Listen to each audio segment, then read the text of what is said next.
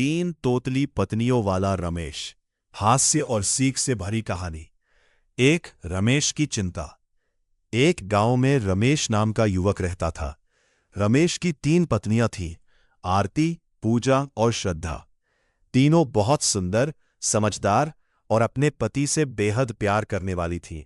लेकिन भगवान की मर्जी ऐसी थी कि तीनों थोड़ी तोतली थीं। बोलते समय उनके शब्द साफ नहीं निकलते थे। रमेश एक ऑफिस में नौकरी करता था। वह अपनी पत्नियों से बहुत प्यार करता था, लेकिन उसे हमेशा एक डर सताता रहता था। अगर मेरे ऑफिस के दोस्तों को पता चल गया कि मेरी तीनों पत्नियां तोतली हैं, तो वे मेरा बहुत मजाक उड़ाएंगे। इसी डर की वजह से वह कभी किसी दोस्त को अपने घर नहीं बुलाता था। एक दिन ऑफिस में रमेश के दोस्तों ने कहा, भाई रमेश, तेरे पास तीन तीन बीवियां हैं, लेकिन आज तक तूने अपनी किसी भी बीवी से हमें नहीं मिलवाया।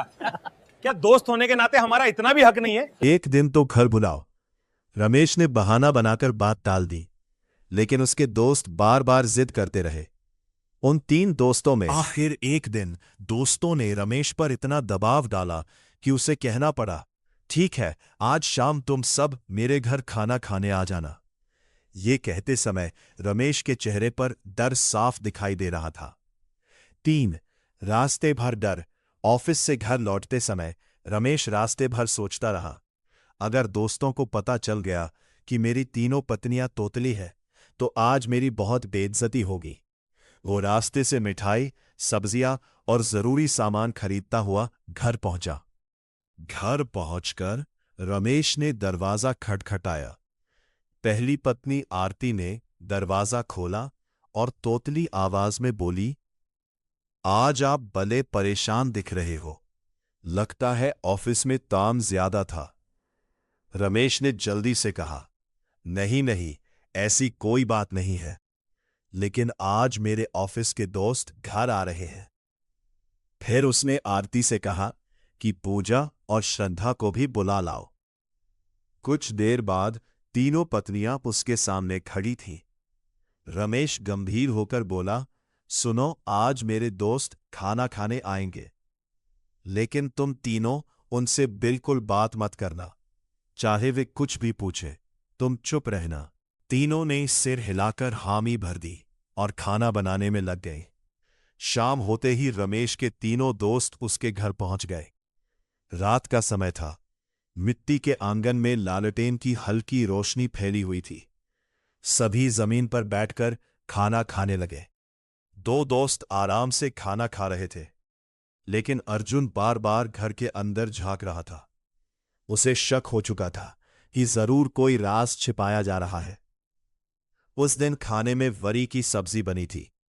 अचानक अर्जुन नाटक करते हुए बोला, अरे यार, ये सब्जी तो बहुत कड़वी है, मैं तो इसे खा ही नहीं पा रहा। रमेश घबरा गया। उसने तुरंत सब्जी चखी, लेकिन सब्जी बिल्कुल ठीक थी।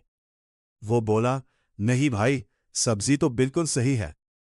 लेकिन अर्जुन जानबूझकर ऊंची आवाज में बोला, नहीं नहीं, जरूर बनाने वाले से गलती हुई है। इतना सुनते ही रसोई से पहली पत्नी आरती गुस्से में बाहर आई और बोली, अरिया वारिया घी में तलिया, वरिया तड़वी चौ। अर्जुन मन ही मन मुस्कुराने लगा। उसे समझ आ गया कि उसकी पहली चाल सफल हो चुकी है। तभी दूसरी पत्नी पूजा भी बाहर आ गई और गुस्से में आरती से बोली, तुमसे साजन मने करे, तुम बोली तो। अब अर्जुन की हंसी रोकना मुश्किल हो रहा था। तभी तीसरी पत्नी श्रद्धा भी बाहर आ गई और धीरे से बोली, हम तो बोल रहे ना, चाल रहे, चुपचाप कोने में खड़े हैं।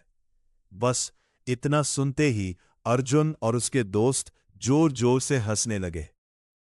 तीनों पत्नियों ने अपने पति से किया वादा तोड़ दिया था।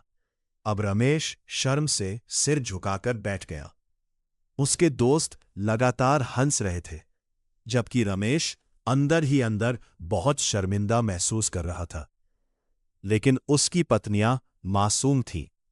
वे सिर्फ अपने पति और अपने हाथ के खाने की बुराई बर्दाश्त नहीं कर पाईं। कहानी से शिक्षा: किसी की बोलने की कमजोरी या शारीरिक कमी उसका मजाक उड़ाने का कारण नहीं बननी चाहिए। रमेश अगर शुरुआत से ही सच स्वीकार कर लेता तो उसे इतनी शर्मिंदगी महसूस नहीं होती। तीनों पत्नियां अपने पति से बेहद प्यार करती थीं। वे उसकी बेइज्जती सहन नहीं कर सकीं।